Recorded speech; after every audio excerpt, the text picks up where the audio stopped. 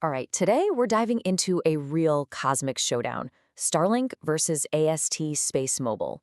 We've got two companies racing to connect the entire planet from space, but you're going to see their playbooks are, well, worlds apart. Let's get into it.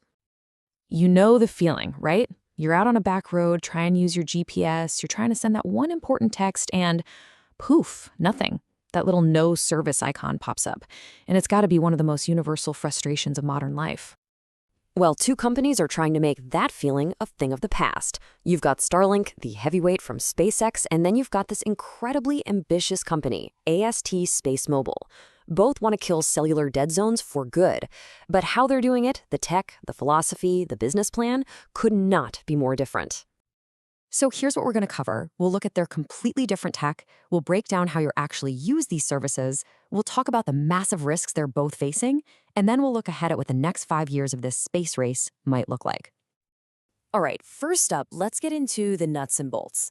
I mean, how are these companies actually planning to connect your phone from hundreds of kilometers up in space? The engineering is pretty wild.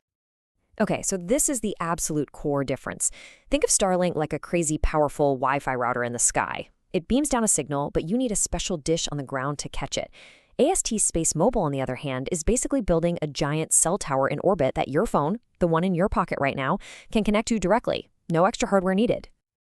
And when you break it down like this, you really start to see the trade-offs. Starlink is all about speed. We're talking over 100 megabits per second, basically replacing your home internet, but you have to buy their dish. ASTS is all about convenience. The speeds are lower, sure, around 10 to 14 Mbps in early tests, but the magic is that it just works with your existing phone. To do this, Starlink needs a swarm of almost 6,000 satellites, while ASTS thinks it can cover the globe with just 90 absolutely enormous ones. And when I say enormous, I am not kidding. To talk to a tiny little phone antenna from that far away, you need a monster antenna in space. AST's test satellite Blue Walker 3 successfully unfurled an antenna that's 693 square feet. Just let that sink in for a second. A structure the size of a studio apartment, unfolding itself perfectly in the vacuum of space. It's an absolutely stunning feat of engineering. So let's see how this incredible tech translates into how they plan to make money. So the tech is worlds apart, but what does that mean for you? How do you actually get online? And what's the business plan here? With Starlink, it's pretty straightforward. It's a direct-to-consumer play. You go to their website, you order a kit, you set it up yourself, and then you pay them a monthly bill. This gives them total control over the customer relationship, but it also means they have to handle marketing, shipping, and support for millions of people one by one. ASTS's model is the complete opposite. For you, the user, you literally do nothing. Your cell provider, say AT&T or Vodafone, makes a deal with ASTS. Then, when you wander into a dead zone, your phone just connects to the satellite automatically. It's seamless. This lets them tap into billions of existing customers through partnerships, but it also means their entire business depends on getting a few giant mobile carriers to sign on the dotted line. Of course, none of this is easy. I mean, building revolutionary technology in the most hostile environment known to man, yeah, it comes with some colossal risks for both companies.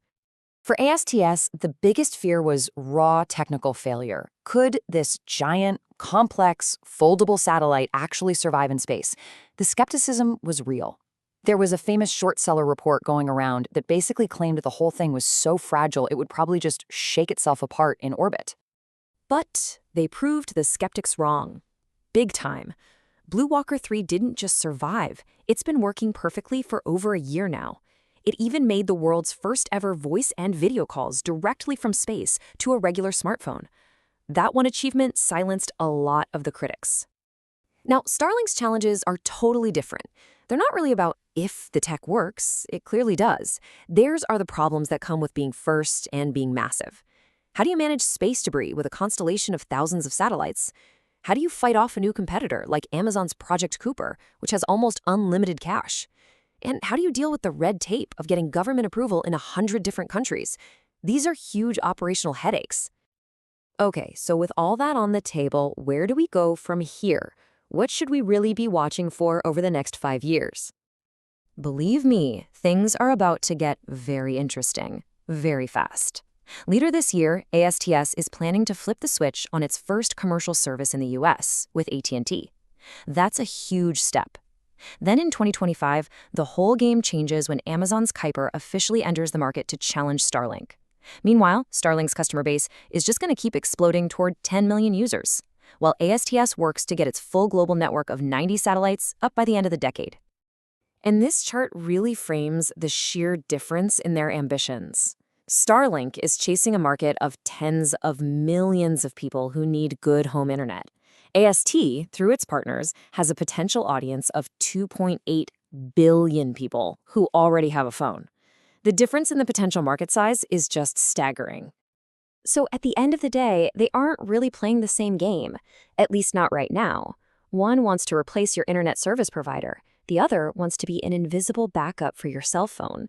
They're solving different problems, and for now, they're creating two parallel futures for what it means to be connected. And that leaves us with a really fascinating question, one that gets right to the core of their missions. As we build out the future of global communication, what's more important?